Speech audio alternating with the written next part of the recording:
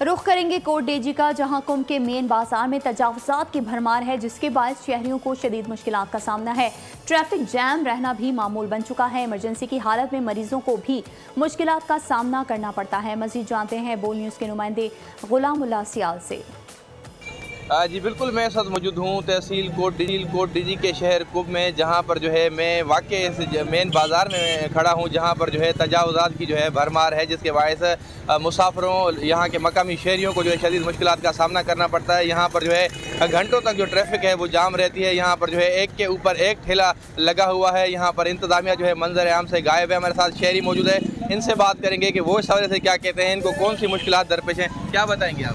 भाईजान क्या बताएं यहाँ की इंतज़ामिया के हवाले से। यहाँ पे इंतज़ामिया नाम की कोई चीज़ नहीं है। आप देखें, ये शाही बाज़ार है, मेन बाज़ार है, दुकानों के आगे छपरे, फिर छपरों के आगे 3-3 ठेले लगे हुए हैं। यहाँ से अगर कोई मरीज़ को ले जाता है तो वो रास्ते में ही दम तोड़ देता है, लेकिन हॉस्पिटल तक नहीं पहुँच सकता है।